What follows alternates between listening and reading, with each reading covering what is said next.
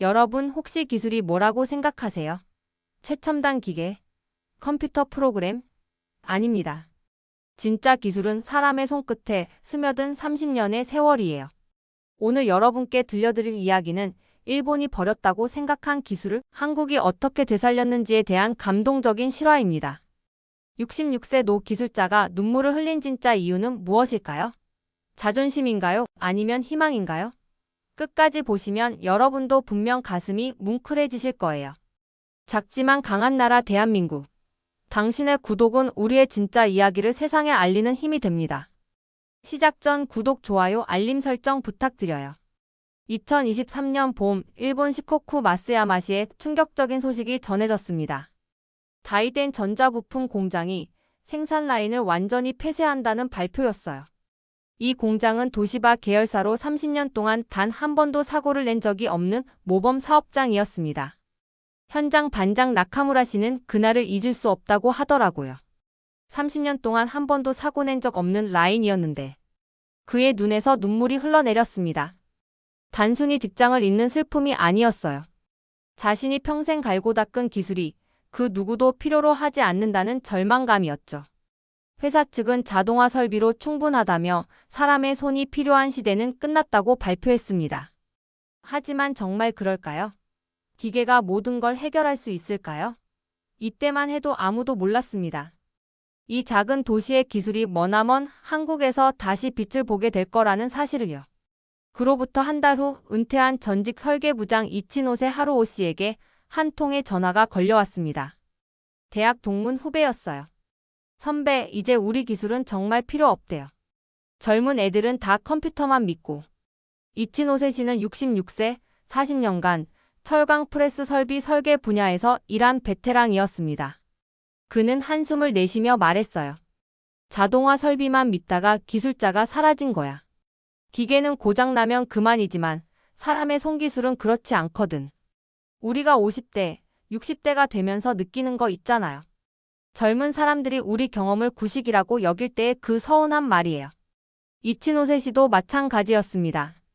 평생 쌓아온 노하우가 하루아침에 쓸모없다는 소리를 들으니 자존심이 상할 수밖에 없었죠. 하지만 이치노세 씨는 몰랐습니다. 바로 그 순간 한국의 한 기업이 마쓰야마를 주목하고 있다는 사실을요. 한국의 중견기업 에이스텍이 조용히 마쓰야마 부지 매입을 검토하고 있었습니다. 철강 프레스 자동화 모듈 공장 후보지로 말이에요. 에이스텍은 자동차 부품 제조 분야에서 떠오르는 강자였지만 한 가지 아쉬운 점이 있었어요. 바로 숙련된 기술자 부족이었습니다. 이 소식을 들은 이치노세 씨의 반응은 어땠을까요? 아니, 한국이? 그 작은 나라에서 우리가 만든 설비를 다시 사간다고?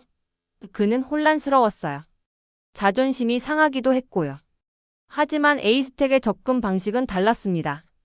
단순히 기계를 가져가려는 게 아니었어요. 김 대표는 이렇게 말했습니다. 우리는 기계를 가져오려는 게 아니라 사람을 배우고 싶습니다. 그들이 원한 것은 기술이 살아있는 지역, 그리고 그 기술을 아는 사람들이었어요. 이때 에이스텍이 제안한 것이 바로 공동기술학교 설립이었습니다. 우리는 사람과 기술을 함께 원합니다. 이 한마디가 모든 걸 바꿔놓았어요. 하지만 지역 사회의 반응은 싸늘했습니다. 보수 성향의 지역 언론들이 기술 유출이라며 강하게 반발했어요. 상공회의소도 마찬가지였고 자민당 시의원들까지 회의적인 입장을 보였습니다. 왜 우리 기술을 남의 손에 넘기냐. 1세대 장인들의 반발이 거셌어요. 여러분도 이해하시죠? 평생 갈고 닦은 기술을 외국인에게 넘긴다는 게 얼마나 자존심 상하는 일인지 말이에요. 이치노세 씨도 처음엔 반대했습니다. 우리가 그렇게 낮춰 보여. 하지만 시간이 지날수록 그의 마음은 흔들리기 시작했어요. 공장이 문을 닫고 젊은이들이 도시를 떠나는 모습을 보면서 말이죠. 어느 날 그는 혼잣말을 했습니다. 내가 퇴직 전에 돌려놨던 기계가 지금 한국 간다고? 그럼 그 기계라도 어디선가 돌아가는 게 낫지 않나? 마음 한편으로는 기술이 살아남길 바라는 장인 정신이 꿈틀거리고 있었어요. 공장 철수 1년 후 마쓰야마의 상황은 더욱 심각해졌습니다. 마을 초등학교가 폐교됐고 주택가 곳곳에 빈집이 늘어났어요.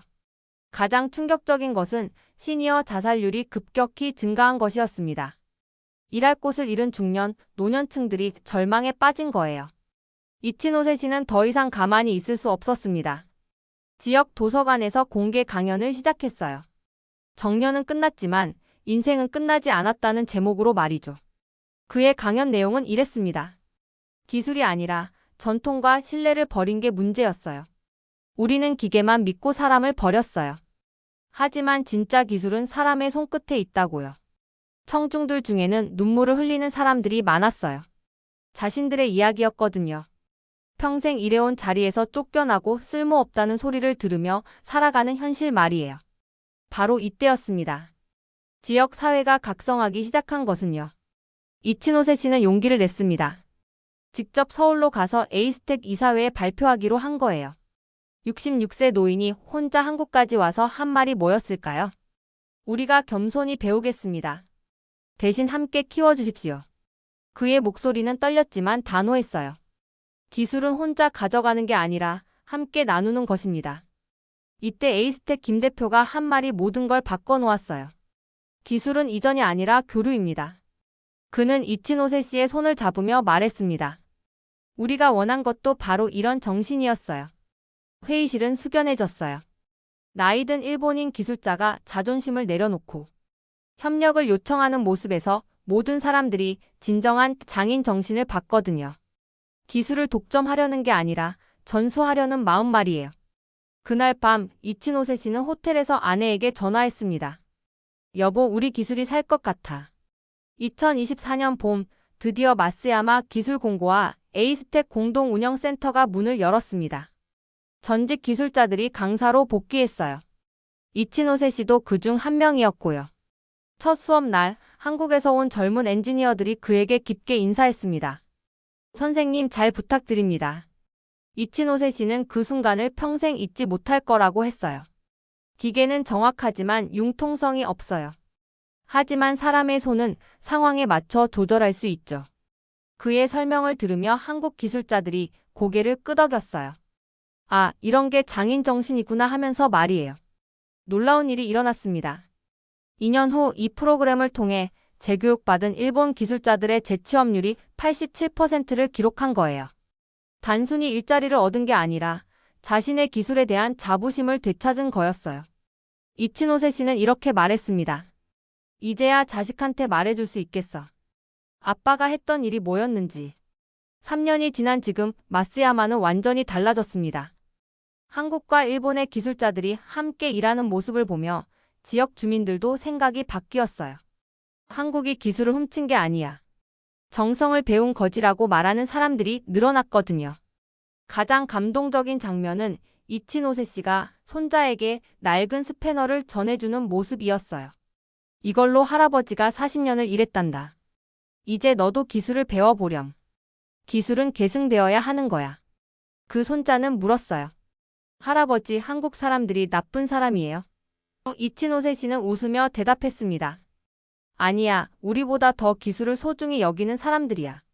이제 일본도 누군가한테 배워야 한다는 걸 알았어. 에이스텍은 현재 일본 기술자들과 함께 동남아시아 진출을 준비하고 있습니다.